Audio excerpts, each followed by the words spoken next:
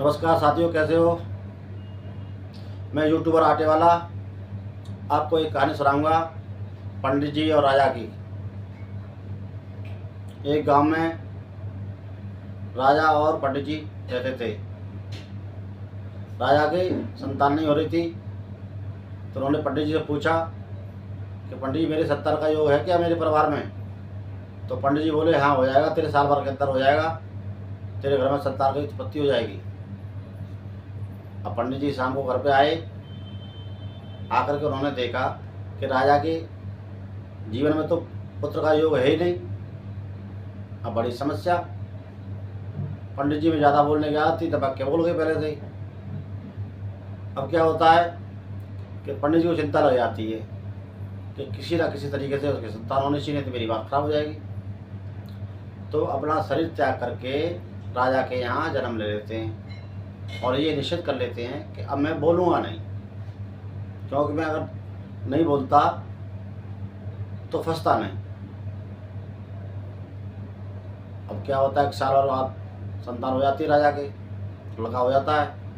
अब वो बोलता नहीं है तो राजा को बड़ी चिंता होने लगी कि यार कई सालों बाद तो संतान हुई और ये भी अब बोल नहीं रही है, तो अब क्या करना चाहिए।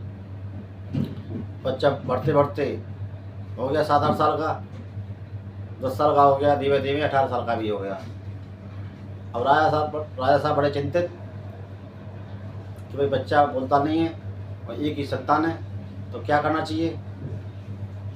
अब बच्चा बोले क्यों, बच्चा ने तो पहले निश्चित कर लिया था कि मुझे बोलना ही नहीं है, क्यों वो पंडित जी थे, पंडित जी ने जन्म लिया था उन्होंने। हाँ, तो क्या होता है कि राजा साहब बोले भाई अपने सैनिक से, मंत्रियों से बोले भाई इसको बुलवाओ, कैसे ही करके घुमाओ फिराओ, नहीं रहे ले आओ इसे। तो उसके सेनापति और लोग कुछ मिल करके जंगल में ले आते हैं घुमाने के लिए कि कुछ बोले। तो उसी वक्त क्या होता है, एक दृश्य होता है कि शिकारी शिकार के लिए डोल रहा था कि कोई शिकार मिल जाए, और एक करील में तीतर बैठा था।